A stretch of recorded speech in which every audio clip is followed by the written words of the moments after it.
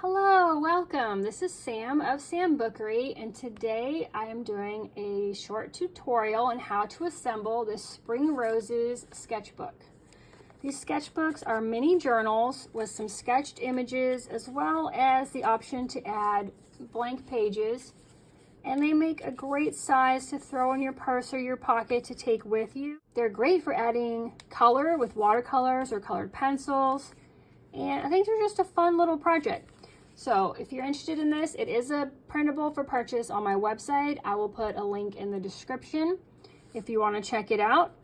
But let's get started with this tutorial. First, you want to print everything out. This is the cover, and this is the cover lining. And these two you'll want to print on cardstock. I've used 65-pound cardstock for mine, and there's no need to print on the back of anything in this kit. And then you want to print out the pages. You can print out just the ones you want to use. I've printed everything here just to show you.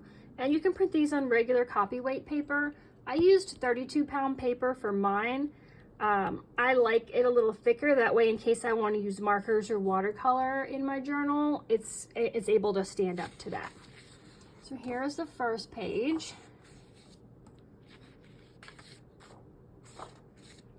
And we got 3 pages of sketches in this kit.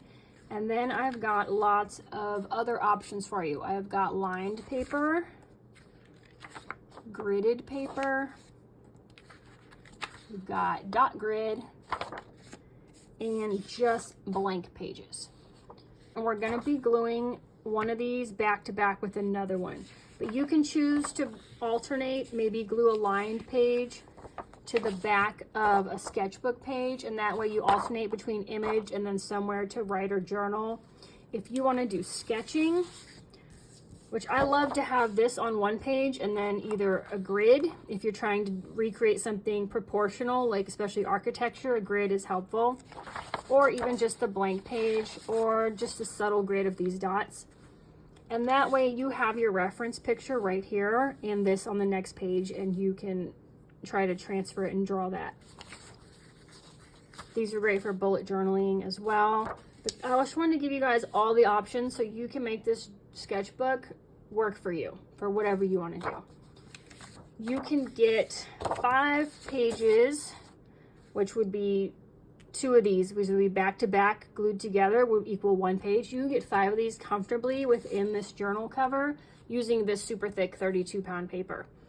So print everything out, and then I will go over the simple supplies and tools you need to put this together. To make this sketchbook, you only need a few simple supplies. Some scissors to cut out the papers. I love using these Tim Holtz Tonic Studio scissors. They have like these comfort grip handles, and no matter how long you cut, you don't get that horrible like dent in your fingers that normal scissors can give you. And they're a serrated edge, which means your paper doesn't slip when you're cutting, and I find I can cut really nice straight lines with these.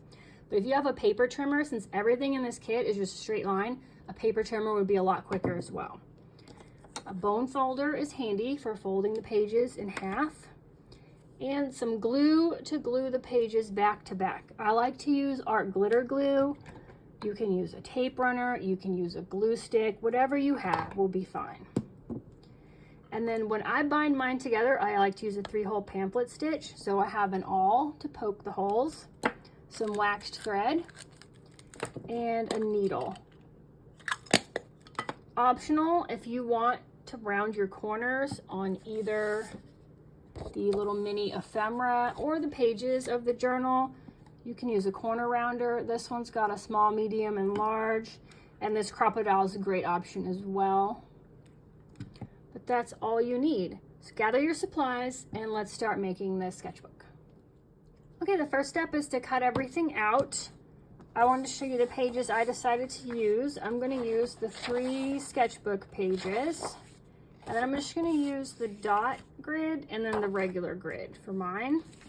And when we get to gluing, we'll play around with which ones we want to put where and on the order of the pages in the journal. And then you're just going to cut out everything on the edge. You want to be slightly accurate, but no worries. Once you glue the cover or the pages back to back, if any white is showing, if it wasn't like cut exactly right, we can just trim it off. Or you can use some distress ink and just go over the white parts and it'll be fine. This is like a super easy, no stress method. If you don't have a needle and thread, and you don't have to use wax thread, any thread will work, embroidery, floss, twine, whatever. I will show you 2 other methods you can do. So if you don't have a way to bind it with thread, no worries. But I'll just get to cutting all this out and then I will meet you back here for the assembly. Okay, I have everything cut out. Here's our lining and our cover. Those will go together like that. This is a piece of ephemera. You can leave it as 2 different pieces and have a white background, or you can glue them together and just have one double-sided card. It's up to you, because there are 2 pockets that are going here on the lining. So you could have a card in each pocket. I don't like white in my journals, so I'm going to glue mine back to back, and I'll probably round the corners because this ephemera has kind of a rounded corner. We will do that, and then here are my pages. So you want to decide, and you'll want to decide first what order you want to have your pages. And then when they're folded, which one is going to be, you know, the first page when you open your journal.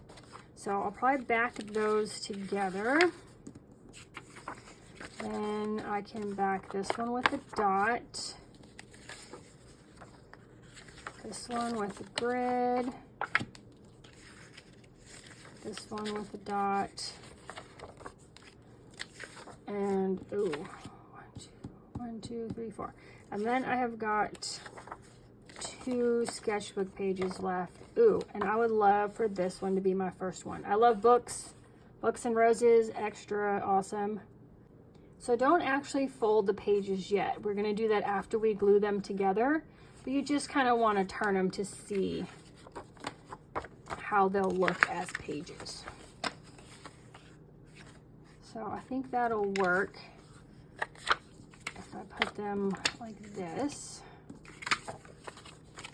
So here will be my center spread, and here's my first page.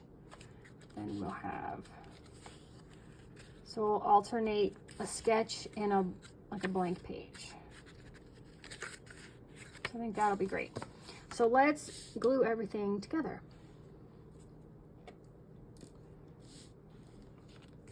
If you ink your edges, let's see, I would probably use my vintage photo. You would want to do that on the pockets before you glue them down. And I think I will, because you can see, I use thick cardstock, so you can see the white on the edge. So I'll just do the pockets before I glue them down. But you'll want to do the cover and the pages after you glue them back to back, because that way if any white is showing, if they didn't line up perfectly, you can cover that up. And then this card, I am going to glue it back to back, so, and I'm going to round the corners, so I won't do the ink yet. But I'm just going to go ahead and put these pockets on here. And I do put them a little bit closer to the edge because this is 2 pieces of cardstock we're going to have to fold in half on the center, so I don't want any extra like bulk towards the center. Just add some glue around the 3 sides.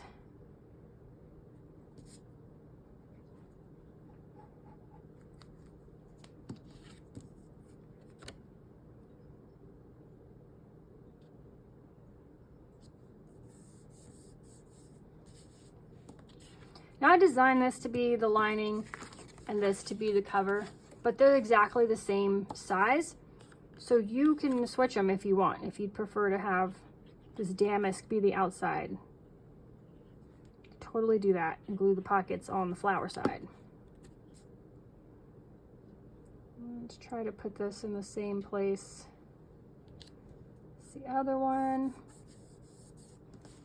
All right, and then we'll glue these cards back to back. And since I know I'm rounding the corners, I do add a little bit of glue, like more inside, because I don't want to cut off all of the adhesive at the corners when I round them. Make sure they're going the right direction. Let's see if we got these lined up. And the glue has already took hold, so they're not lined up perfectly, so I will show you. We can just trim that sliver of white off, or you can just put some ink on it and ink it. But I will grab my scissors here, and now it's gone, and we'll do it on this side.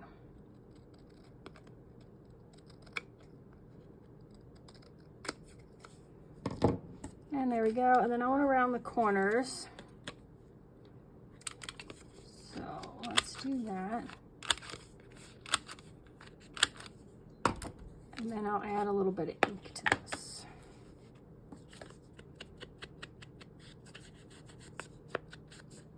Now it's more like a playing card with like nice rounded edges.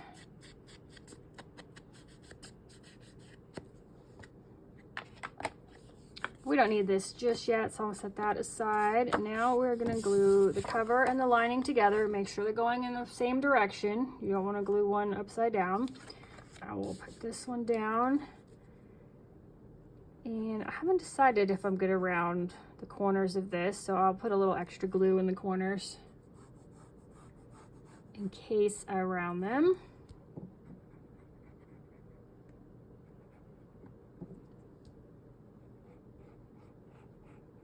And I just put glue around the outside edges. You are welcome to cover the whole thing with your glue stick, however you like to put things together. I've tried it several ways, and this seemed to be the easiest way for me. That is not lining up perfect, but it is okay. I love art glitter glue because it sets really fast, but it sets really fast. If you've got like 3 seconds before it is permanent and you cannot get your stuff apart without tearing the paper. That's not too bad. I may have cut it off a little because I did trim these by hand. We'll just trim this off.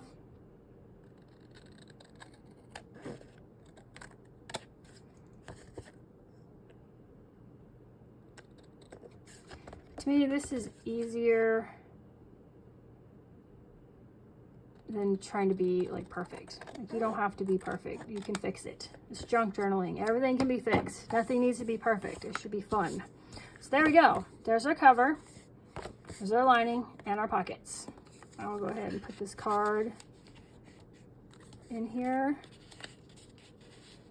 But we don't want to fold them yet.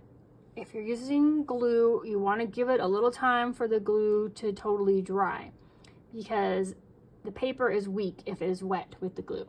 So I'm going to set this aside and we'll glue the pages, and then we'll go back and fold everything at the end. So here's my center page. Let's see. There is technically a direction on these extra pages because the top has the folded down papers. So I think it's fine this way, but if you want them all to be the same with the pages folding out on the top, just keep an eye on that when you're lining them up.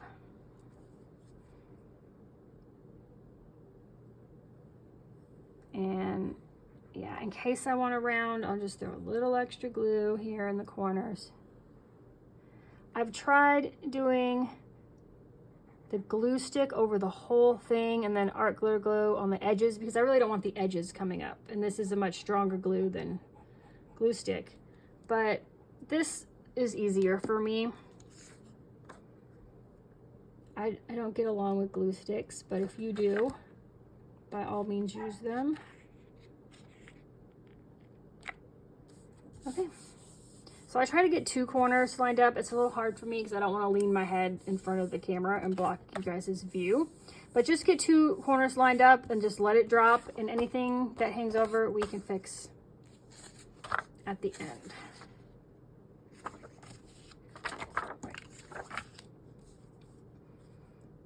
So I'll just finish gluing all my pages together and I will meet you back here.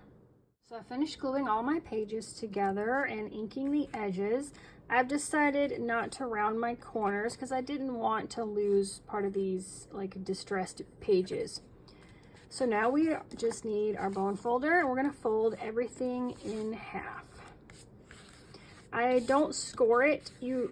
If you feel like your cutting was very accurate, you can score on these center lines, but I find it's just easier to just fold it, and that way you can line up your two corners here and then press towards the center. And just be gentle on your cover. If you use thick cardstock like I did, it's gonna take a little bit to get it to fold. And before I press really hard, I check the inside and make sure nothing has gotten like folded or creased or anything. But it looks good. So just make sure my corners are still lined up. And set the crease. There we go. So we need to do that to all the pages. Now these you'll want to fold the right direction. Remember, I wanted this one on the cover. So we will put these two corners together and press it down. And if you don't have a bone folder, that is fine. You can use any hard thing to press it down. If you've got like some regular scissors with these hard plastic handles, you can use that. And just using that just helps set the crease and keep the journal, it'll stay flatter. So let's do that to all of the pages. And we're almost done, then we just need to bind it.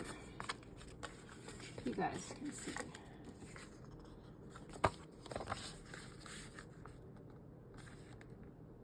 So this mini journal is a great size to throw in your purse or your pocket and keep out with you if you're like in a waiting room or waiting to pick someone up or just waiting at a restaurant for your meal to come. You can pull this out, and if you have a little watercolor set, colored pencils, or just a pen, you can jot down notes, make sketches, do a little coloring, and it's just very relaxing. And then at the end, I tuck these back into a big journal when they're finished.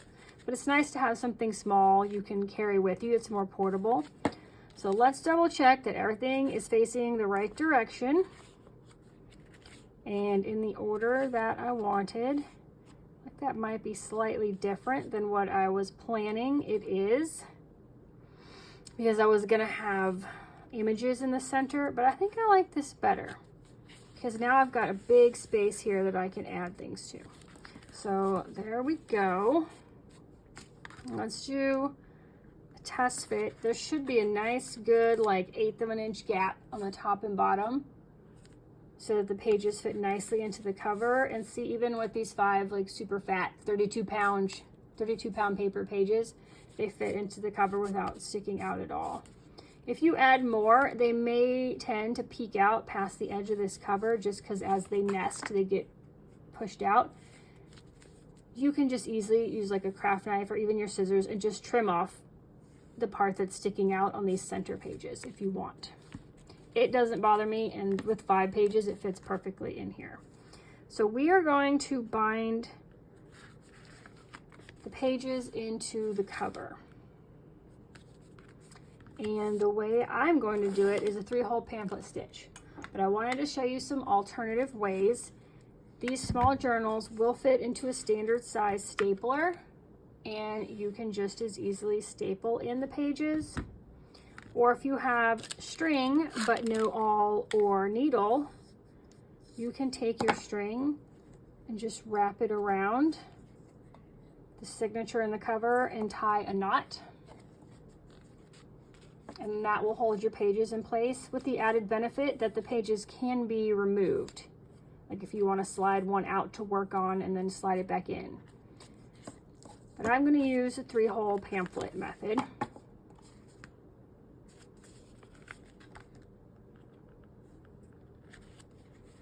So just want to line everything up.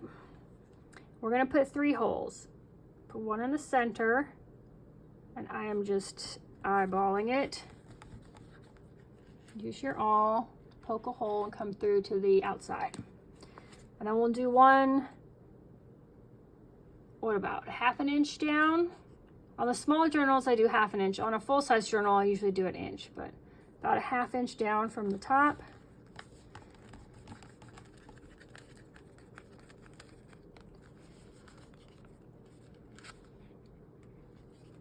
And this is a lot of thickness to go through. If you'd rather, you could punch a couple pages at a time and then just use one page, lay it back on top, and use those holes as a guide to poke through for the next set of holes. But I just wiggle it and twist, and it comes through. Here we go. And if you want, you can put a clip on these. It's just one signature, so I'm just holding it. You can also just tuck your awl in there so it doesn't, the holes don't become misaligned while you're getting your thread ready. Wax thread is a great option because the wax, when you tie the knots to tie your string at the end, it holds the knots tight and they don't slip out. If you don't have wax thread, you can use any thread though. It will be fine. You might just want to put a dab of glue on it. You're going to want a piece of thread at least 3 times the height of your journal. So 1, 2, 3. If you want to have long strings to tie on beads or charms or something, do 4 times. But since this is, hopefully I'm going to tuck into a bigger journal, I don't want any extra bulk, so I will just do 3 times. Any needle will work for this. It doesn't even need to be sharp. An embroidery needle, tapestry needle, chenille needle, as long as the eye is big enough for the thread that you are using. And when we do a 3-hole pamphlet stitch, whichever side you start on, that's the side your knot is going to be on. So if you want a nice clean finish on the outside, start here in the inside and go through. If you are planning to have charms or something, hang down on the outside, start on the outside. We'll go through the middle hole. Now we're going to go up to the top hole. Oops.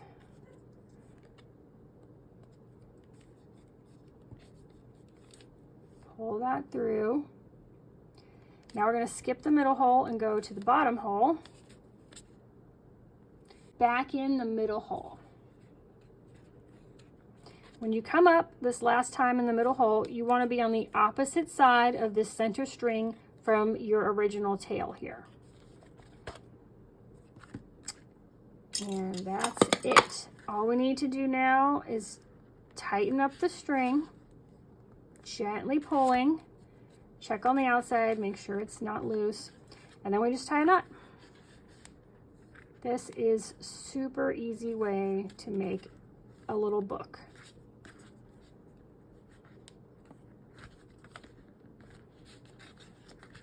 And then you can trim these off. And I usually put one up and one down. And the wax also, they'll like hold the thread down. Okay, and there's our book. Now I just want to give it a little press. And now we've got our little mini sketchbook. So let's check it out. We've got our little card in here. And here are the pages. These are, again, great for pencil, colored pencil, even watercolors, crayons. If you want to do alcohol markers, I did test it. Only some of my markers bled through. The juicier ones bled through. So if you want to use alcohol markers, just to be safe, I would do it before you glue the pages back to back. Do it when it's an individual sheet. Let it dry and then glue it back to back. And that way your marker won't show up on this page. So here we go. That is how you make this little Spring Roses sketchbook. I hope you had fun watching this video tutorial, and I will see you guys in the next video. Goodbye.